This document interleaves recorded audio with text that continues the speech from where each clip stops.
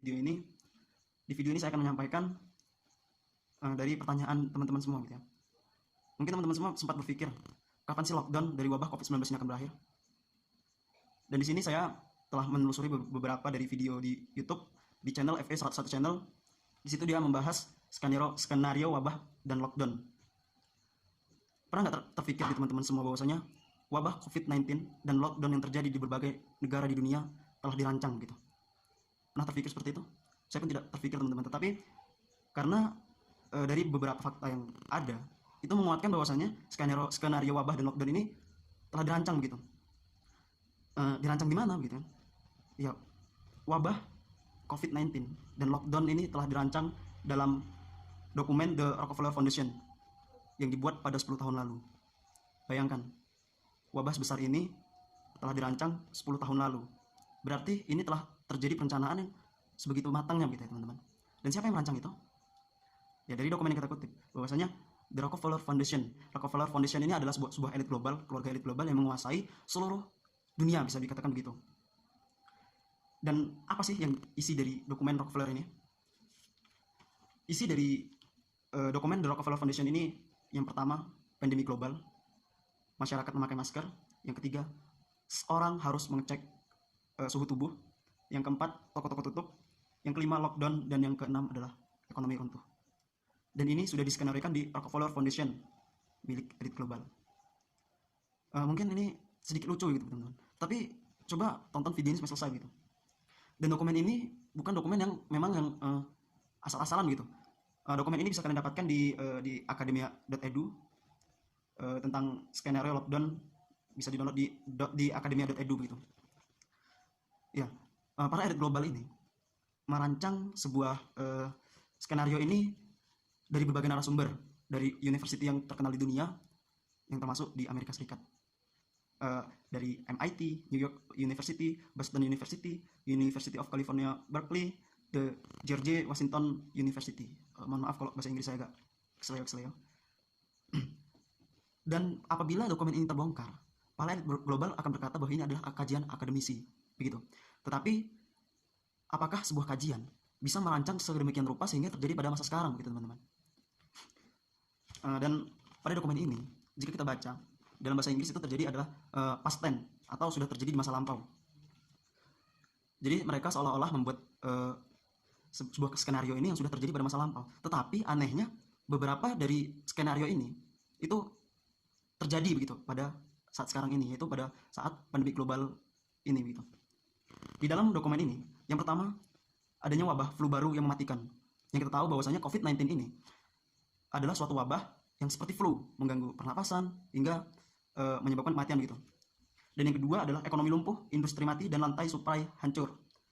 Jadi ekonomi runtuh itu terjadi pada masa sekarang ini. Dan yang ketiga, toko-toko dan kantor karyawan jadi pengangguran. Itu sudah terjadi pada saat sekarang ini. Dan yang keempat, Cina pertama kali terkena wabah dan melakukan lockdown. Amerika Serikat baru terkena setelah Cina dan tidak melakukan lockdown. Benar begitu? Jika kalian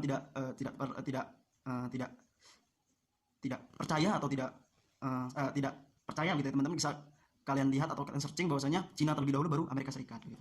Dan yang kelima adalah penduduk memakai masker dan mengecek temperatur ketika akan masuk ke gedung atau akan melakukan jual beli begitu. Dan yang keenam, meski wabah hilang, kontrol otoriter akan terus berjalan. Sekali lagi, yang keenam, meski wabah hilang, kontrol otoriter akan terus berjalan, bahkan ditingkatkan. Ini yang bahaya teman-teman. Meskipun wabah ini hilang, wabah COVID-19 ini akan hilang, tetapi kontrol otoriter atau kontrol dari pemerintah akan tetap ada untuk kita. Dan yang ketujuh, ini adalah tujuan utama. Lockdown akan terus ada, rakyat dunia seperti tawanan di penjara. Mengapa begitu? Lockdown sudah terjadi, PHK sudah terjadi, krisis lingkungan seperti global warming, ekonomi runtuh, sehingga masyarakat atau penduduk akan menyerah dan pasrah. Sehingga dari lockdown, PHK, krisis lingkungan, ekonomi, ini masyarakat akan pasrah dan menyebabkan perbudakan global, New World Order. Atau sekarang ini mungkin belum terlalu mencuat bahwasanya ada sebuah organisasi atau ada sebuah elit global itu akan menciptakan dunia baru begitu. Ini mungkin terlihat lucu ya teman-teman, tapi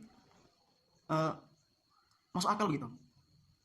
Yang kedelapan, rakyat dunia akhirnya sukarela meminta dipasang biometric ID atau yang dinamakan dengan chip di dalam tubuh kita. Kenapa mereka meminta dipasangkan chip di dalam tubuh kita? Yang pertama, mereka takut dengan keamanan, kesehatan, dan chip ini nanti di dalam tubuh kita akan menjadi alat pembayaran tunggal di New World Order. Bisa dikatakan bahwasanya yang poin ke-8 ini, ketika kita melawan para penguasa atau elit global, maka kita akan dibunuh melalui chip-chip tersebut, teman-teman. Saya sebenarnya kurang memahami tentang chip ini karena video yang episode sebelumnya dari channel YouTube FS Read 101 ini sudah di banned oleh YouTube ya teman-teman, jadi tidak bisa ditonton lagi. Dan dari poin 1 sampai 8 ini, poin 1 sampai dengan 5 sudah terjadi. Saya bacakan ulang poinnya. Adanya wabah flu yang mematikan sudah terjadi, ekonomi lumpuh, industri mati, rantai suplai hancur sudah terjadi. Yang ketiga, toko dan kantor karyawan jadi pengangguran itu sudah terjadi. Yang keempat, Cina pertama kali terkena wabah dan melakukan lockdown itu sudah terjadi. Dan Amerika Serikat menyusul setelah Cina. Dan yang kelima, penduduk memakai masker dan cek temperatur tubuh. Dan itu sudah terjadi ya teman-teman. Dan yang keenam, yang ketujuh, dan yang kedelapan ini belum terjadi teman-teman. Mungkin teman-teman sedikit bertanya, mengapa Cina pertama kali terkena wabah COVID-19 dan melakukan lockdown? Ini adalah sebagai contoh untuk negara-negara lain, teman-teman. Bahwasanya ketika melakukan lockdown dan Cina sembuh, maka negara-negara lain akan meniru lockdown dan mengharapkan untuk sembuh. Begitu, teman-teman. Dan Amerika Serikat tidak melakukan lockdown. Ini akan menunjukkan contoh buruk begitu untuk negara-negara yang lain. Ketika kalian tidak melakukan lockdown, maka masyarakat atau penduduk di dalam negara kalian akan banyak yang meninggal begitu. Banyak yang terkena dampak dari wabah tersebut. Jadi mau tidak mau, sebuah negara tersebut harus melakukan lockdown. Begitu ya. Dan ini harus kita lakukan, teman-teman. Poin 6, 7, dan 8 belum terjadi. Mari kita bersama untuk melawan dan hentikan skenario dari Rockefeller Foundation ini. Oke, mungkin sampai di sini saja teman-teman videonya. Jika ada yang mau ditanyakan atau ada yang kurang jelas dari skenario The Rockefeller Foundation, boleh komen di bawah ya teman-teman. Terima kasih. Wassalamualaikum warahmatullahi wabarakatuh.